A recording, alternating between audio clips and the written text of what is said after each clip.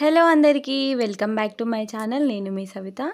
ఈరోజు మన special recipe వచ్చేసి అయితే చికెన్ ఫ్రై. ఇట్లాంటి చికెన్ ఫ్రై మీరు ఒక్కసారి చేసుకొని తినండి, ఎంత బాగుంటుందో చూస్తుంటేనే తెలుస్తుంది కదా, నోట్లో నీళ్ళు వస్తున్నాయి కదా, అంత టేస్టీగా ఉంటుంది. ఒక్కసారి ఎవరికైనా చేసి పెట్టండి, ఎవరైనా ఇంప్రెస్ అవ్వాల్సిందే, అంత టేస్టీగానైతే ఉంటుంది. చూసిర్రా, వేడి వేడి అన్నంలో ఇట్లా చికెన్ ఫ్రై చేసుకొని ఒక్కొక్క ముద్ద తింటా ఉంటే అబ్బబ్బబ్బబ్బా ఎంత బాగుంటుందో. ఒకసారి అయితే ట్రై చేయండి, ఎట్లా చేయాలో చూపిస్తా, ప్రాసెస్ అయితే చూసేయండి. ఇప్పుడైతే ఎవరైనా నా ఛానల్ని ఫస్ట్ టైం చూస్తున్నట్లయితే తప్పకుండా సబ్స్క్రైబ్ అయితే చేసుకోండి, వీడియోని అయితే లాస్ట్ వరకు అయితే చూసేయండి. ఈ చికెన్ ఫ్రై కోసం అయితే ఒక స్పెషల్ మసాలాని అయితే రెడీ చేసుకోవాలి మనం. దానికోసం అయితే కొద్దిగా సగం కొబ్బరి ముక్కని చిన్న ముక్కలుగా కట్ చేసుకొని తీసుకోవాలి, కొద్దిగా జీడిపప్పు, ఒక స్పూన్ ధనియాలు, కొద్దిగా మిరియాలు, ఒక 4 ఇలాచి, ఒక 5-6 లవంగాలు, 2 చెక్క ముక్కలు అయితే తీసుకోవాలి. వీటిని ఏం ఫ్రై చేయని అవసరం లేదు, డైరెక్ట్గా ఇట్లా ఒక మిక్సీ జార్ని తీసుకొని మనం తీసుకున్నటువంటి ఇంగ్రీడియంట్స్ అన్నిటిని అయితే వేసుకోవాలి. మిక్సీ జార్లో వేసుకొని దీనికి తగినట్టుగా పేస్ట్ చేయడానికి తగినట్టుగా వాటర్ అయితే వేసుకొని దీన్ని అయితే మెత్తటి పేస్ట్ లాగానైతే పట్టుకోవాలి. ఇట్లా స్మూత్గా ఉండాలన్నట్టు పేస్ట్ అయితే. తర్వాత దీని కర్రీ కోసం అయితే 1 కేజీ దాకా చికెన్ అయితే తీసుకున్నాను.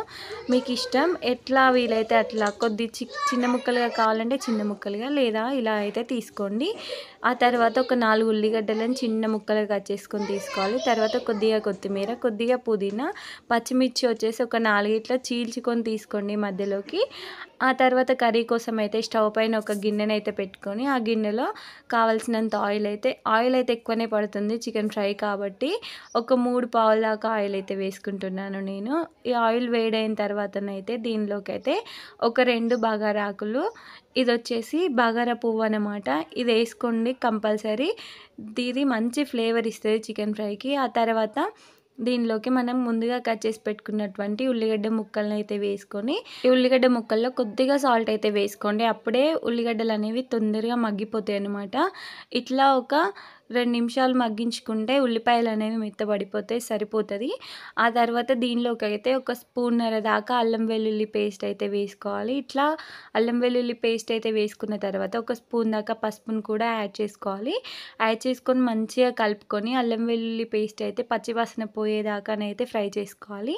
ఇట్లా అల్లం వెల్లుల్లి పేస్ట్ అనేది పచ్చివాసన పోయిన తర్వాత మనం ముందుగా తీసుకున్నటువంటి చికెన్ను కూడా దీనిలోకి అయితే వేసుకొని మంచిగా ఈ గ్రేవీ అంతా దానికి పట్టే విధంగానైతే కలుపుకొని మూత పెట్టుకొని ఒక 15 నిమిషాల పాటు అయితే సిమ్లో వదిలేయాలి. ఇట్లా ఒక 15 నిమిషాల పాటు వదిలేస్తే మంచిగా వాటర్ అయితే ఫామ్ అవుతాయి చికెన్లో. ఈ వాటర్ అన్నీ ఫామ్ అయ్యి ఇవన్నీ ఎగిరిపోయే వరకు అయితే ఉడికించుకోవాలి. దీనిలోకి ఆ తర్వాత కొద్దిగా పుదీనా, కొత్తిమీర వేసుకొని మళ్ళీ ఒక 2-3 నిమిషాలు ఉడికించుకుంటే వాటర్ అనేవి ఇంకిపోతాయి. చూసిర్రా, ఒక 2-3 నిమిషాలు అట్లనే ఉంచుకుంటే వాటర్ అన్నీ ఎగిరిపోయినాయి. ఆ తర్వాత దీనిలోకి అయితే మనం ముందుగా కట్ చేసి పెట్టుకున్నటువంటి పచ్చిమిర్చి ముక్కలు అయితే యాడ్ చేసుకోవాలి. ఇట్లా పచ్చిమిర్చి ముక్కలు వేసుకున్న తర్వాత ఒక స్పూన్నర కారం అయితే వేసుకుంటున్నాను. మీకు స్పైస్కి తగ్గట్టుగా వేసుకోండి, కావాలంటే తగ్గించి వేసుకోండి, లేదా ఇంకో కొంచెం ఎక్కువ కూడా వేసుకోవచ్చు.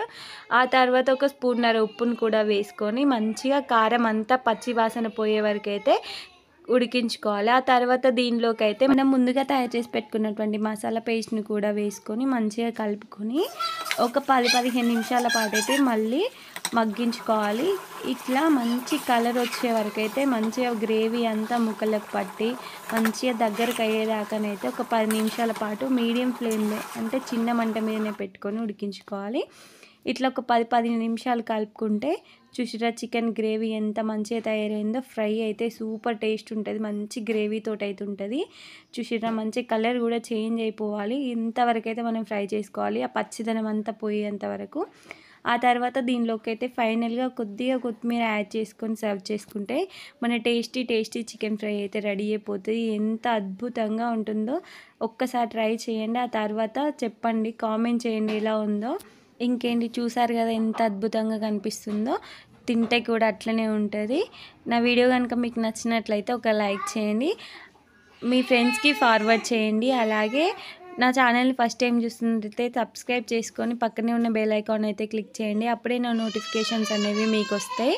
ఇలాంటి మరెన్నో రెసిపీస్ కోసం అయితే మన వీడియోస్ని చూస్తూ ఉండండి, అలాగే నన్ను సపోర్ట్ చేస్తారని కోరుకుంటున్నాను. Thank you for watching. Bye bye.